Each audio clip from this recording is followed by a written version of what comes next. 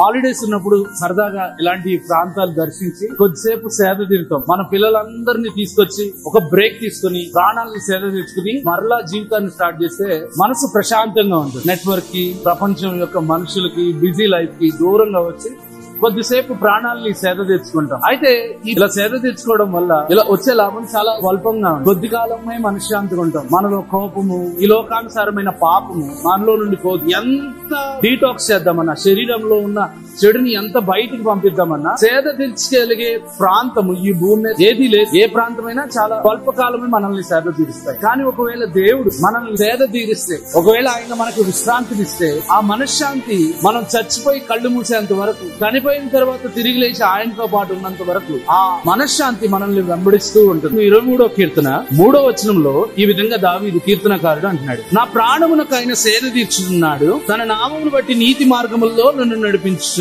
నా ప్రాణమునకు ఆయన సేద తీర్చుతున్నాడు. చూడండి, ఎంత అద్భుతమైన మాట కదా. మన జీవితాలను సేద తీర్చుకోవడానికి ఈ భూమి మీద ఉన్న ప్రత్యేకమైన ప్రాంతాలు దర్శించుకొని కొంచెంసేపు సేద తీరి వచ్చేస్తాం. తర్వాత మళ్ళీ మన జీవితంలోకి వెళ్తాం. కానీ సమస్త భారం మోయిచున్న జల్లారా నా ఎదుకు రండి, మీరు నా మాట పాటించండి, దేవుని వాక్యాన్ని అవలంబించండి, మీ ప్రాణాలకి ఆయన సేద తీరుస్తాడు. ఆయన సేద తీర్చే విధానం ఎంతో అద్భుతంగా ఉంటుంది. అపోస్తులైన పౌలు కూడా ఫిలిప్పీయులకు రాసిన పత్రిక 4:4 ఎల్లప్పుడూ ప్రభువునందు ఆనందించి మరలా చెప్పుదును, ప్రభువునందు ఆనందించుడి, ఏ విషయమును గురించి చింతించుకోడు గాని ప్రతి విషయం కృతజ్ఞతాపూర్వకంగా దేవునికి తెలియచేయడి అని ఎంత అద్భుతమైన మాట అంటాడు. కాబట్టి దేవుల్లో సేద తీరుటకు ఎప్పుడు కూడా ఆశ కలిగి ఉండగలిగితే మన ప్రాణాలు సేద తీరుతాయి, మన ఆశ నెరవేర్చబడుతుంది, మనం చేసే ప్రతి పని సఫలపరచబడుతుంది. అందుకని ఇదే కీర్తనలో ఆఖరి మాట ఏమంటాడంటే, జీవితకాలం నా బ్రతుకు దినములన్నీ కృపాక్షేమములే నా వెంట వచ్చును, ఎందుకంటే యెహోవా నా కాపరి. ఒకవేళ దేవుడు నీ కాపరిగా ఉంటే